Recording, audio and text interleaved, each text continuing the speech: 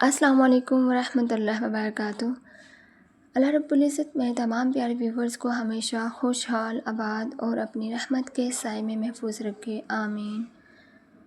آج میں اپنے ویورز کے ساتھ جن دو وظائف کی بات کرنے والی ہوں نا، یقین مانیے جب سے میں نے ان دونوں کو اپنی زندگی کا حصہ بنایا ہے، میں نے اپنی زندگی میں ایسے میریکلز، ایسی حیران کر دینے والی تبدیلیاں دیکھی ہیں نا کہ کئی دفعہ میں خود بیٹھ کر سوچتی ہوں کہ واقعی ہمارا اللہ رب العزت کتنا مہربان ہے اپنے بندوں پر۔ ایک وقت تھا کہ ہمارے گھر میں کچھ ایسے مسائل چل رہے تھے جن کی وجہ سے نا پورا گھر ڈسٹرب تھا۔ میں وہ مسائل آپ کے ساتھ شیئر تو نہیں کر سکتی کیونکہ ہر گھر کی کچھ باتیں گھر ہی تک رہیں تو بہتر ہوتا ہے، لیکن میں اتنا ضرور کہنا چاہتی ہوں کہ ایسا وقت تھا جب ہمیں سمجھ ہی نہیں آ رہا تھا کہ آخر اس سچویشن کا سلوشن کیا ہے۔ آپ جانتے ہیں نا، جب گھر کا مسائل ہو تو انسان صرف خود پریشان نہیں ہوتا، گھر کا ایک فرد پریشان ہو تو اس کی پریشانی دوسرے لوگوں تک بھی پہنچتی ہے۔ اور اس وقت نا میں ہر نماز کے بعد اللہ رب العزت سے یہی مانگ رہی تھی، یا اللہ پاک اس مسائل کا کوئی حل نکال دے، یا اللہ رب العزت ہمیں کوئی راستہ دکھا دے، یا اللہ پاک ہمیں سمجھ نہیں آ رہی، تو ہی ہمارے لیے آسانی پیدا فرمانے والا ہے۔ اور میں نے ایک چیز اپنی زندگی میں بہت اسٹرانگلی محسوس کی ہے، بعض اوقات ہم اللہ سبحانہ تعالیٰ سے حل مانگ رہے ہوتے ہیں نا، اللہ تعالیٰ ہمیں حل کسی ذریعے سے دکھاتا ہے، کبھی کسی انسان کے ذریعے، کبھی کسی بات کے ذریعے، کبھی کسی آیت کے ذریعے، اور کبھی ایک ایسی ویڈیو کے ذریعے جسے ہم صرف اسکرولنگ کرتے ہوئے دیکھتے ہیں۔ میرے ساتھ بھی کچھ ایسا ہی ہوا۔ میں ایک دن ایسے ہی بیٹھی موبائل اسکرول کر رہی تھی اور اچانک میرے سامنے ایک ویڈیو آئی۔ میں نے اسے کھولا، اس میں ایک ایسے عمل کے بارے میں بتایا جا رہا تھا جس کا نام میں پہلے بھی جانتی تھی، بلکہ سچ کہوں تو میں اس وظیفے کو پہلے ہی پڑھ رہی تھی، لیکن اس دن ایک چیز مختلف تھی، بالکل مختلف۔ وظیفہ وہی تھا، الفاظ بھی وہی تھے، لیکن میرا یقین پہلے جیسا نہیں تھا۔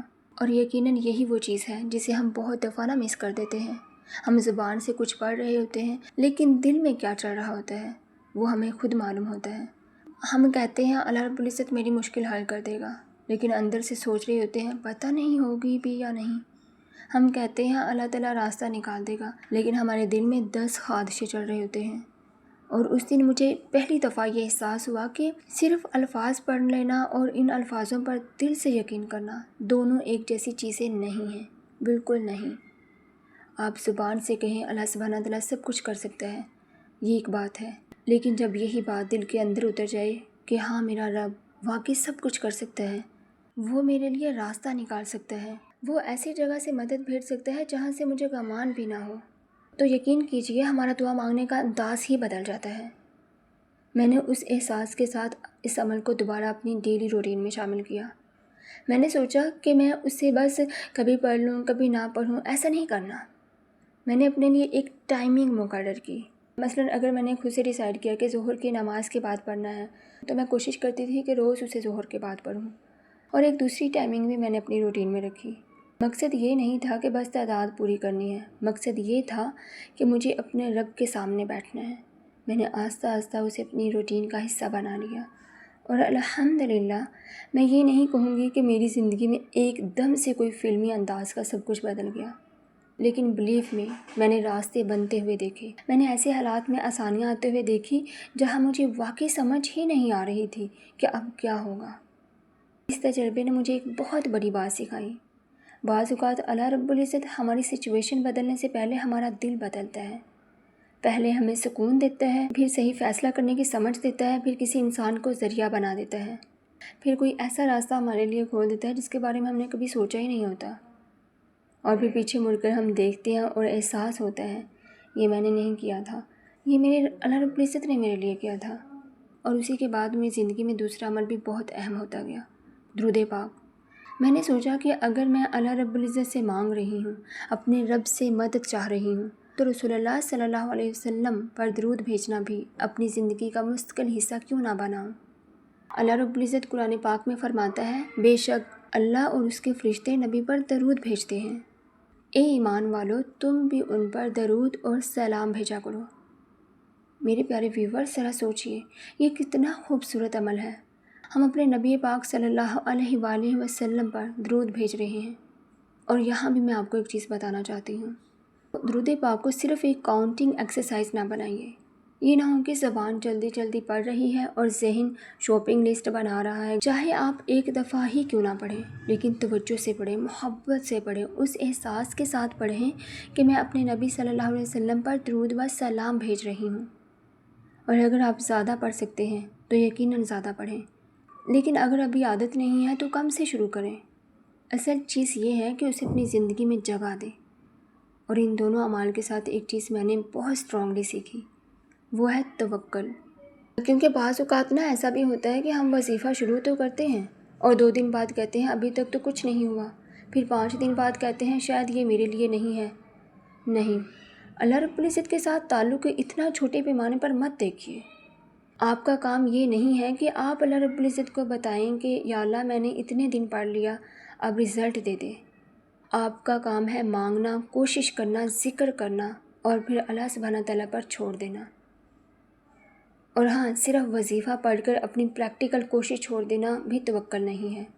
اگر مسائل آپ کے گھر کا ہے تو جائز کوشش آپ کر سکتے ہیں۔ اگر رزق کا مسئلہ ہے تو حلال راستے تلاش کریں۔ اگر کسی سے غلطی ہوئی ہے تو معافی مانگیں، اگر آپ سے غلطی ہوئی ہے تو توبہ کریں اور ساتھ اللہ سبحانہ تعالیٰ سے مدد مانگتے رہیں، کیونکہ ہمیں صرف معجزے کا انتظار نہیں کرنا چاہیے۔ بعض اوقات تو ہم خود اللہ سبحانہ تعالیٰ کے میریکل کا ذریعہ بننے والی کوشش کا ایک حصہ ہوتے ہیں۔ اور استغفار کو بھی اسی طرح سمجھیے۔ میں نے جب اس عمل کو اپنی روٹین کا حصہ بنایا تو مجھے یہ احساس بھی ہوا کہ استغفار صرف یہ نہیں کہ یا اللہ میری مشکل ختم کر دے، بلکہ یا اللہ پاک مجھے میرے گناہوں سے بھی نکال دے، میری زبان کی غلطیوں سے، میرے غصے سے، میرے تکبر سے، میری غیبت سے، ان چیزوں سے جو شاید مجھے خود بھی نظر نہیں آتی۔ یعنی میں اللہ رب العزت سے صرف اپنے حالات کی اصلاح نہیں مانگ رہی تھی، میں اپنے آپ کی اصلاح بھی مانگ رہی تھی۔ اور یقیناً یہی وہ مقام ہے جہاں ایک وظیفہ ہماری زندگی کے لیے واقعی خوبصورت بن جاتا ہے، جب وہ صرف ہماری زبان پر نہیں رہتا بلکہ ہمارے کردار میں آنا شروع ہو جاتا ہے۔ اگر آپ مجھ سے پوچھیں کہ میں آج آپ کو کیا کرنے کا مشورہ دوں گی تو میں یہ نہیں کہوں گی کہ آج سے اتنی بڑی تعداد میں پڑھنا شروع کر دیں کہ 2 دن بعد آپ چھوڑ دیں۔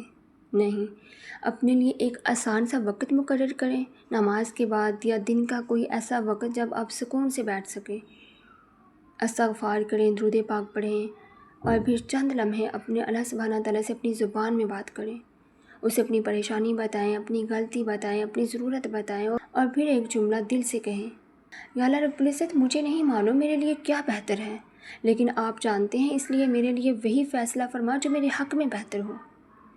یہ جملہ انسان کو بہت سی بے چینی سے نکال دیتا ہے، کیونکہ پھر ہم اپنی مرضی کے رزلٹ کے پیچھے نہیں بھاگ رہے ہوتے، ہم اپنے رب کے فیصلے پر اعتماد کرنا سیکھ رہے ہوتے ہیں۔ اور میں اپنی زندگی کے صرف اس تجربے سے بس اتنا کہوں گی، اگر آج آپ کسی ایسی سچویشن میں ہیں جہاں آپ کو سمجھ ہی نہیں آ رہا آگے کیا ہوگا، تو صرف یہ مت دیکھیں کہ دروازہ کھلا ہے یا بند، یہ بھی دیکھیں آپ کا تعلق اس رب کے ساتھ کیسا ہے جو دروازہ کھولنے والا ہے۔ استغفار کو اپنی زبان پر لائیں، درود پاک کو اپنی زندگی کا حصہ بنائیں، دعا کریں، کوشش کریں اور پھر اپنے اللہ رب العزت پر چھوڑ دیں، کیونکہ ہمیں نہیں معلوم اللہ سبحانہ تعالیٰ ہمارے لیے کس راستے سے آسانی بھیجنے والا ہے۔ کبھی ایک فون کال سے، کبھی ایک انسان سے، کبھی ایک موقع سے، اور کبھی ایک ایسی چھوٹی سی چیز سے جسے ہم شروع میں معمولی سمجھ رہے ہوتے ہیں۔ بس ایک بات نا ہمیشہ یاد رکھیں، آپ کے الفاظوں سے زیادہ اہم آپ کا دل ہے، آپ کی تعداد سے زیادہ اہم آپ کی نیت ہے، اور آپ کی جلدی سے زیادہ اہم آپ کا اللہ سبحانہ تعالیٰ پر یقین ہے۔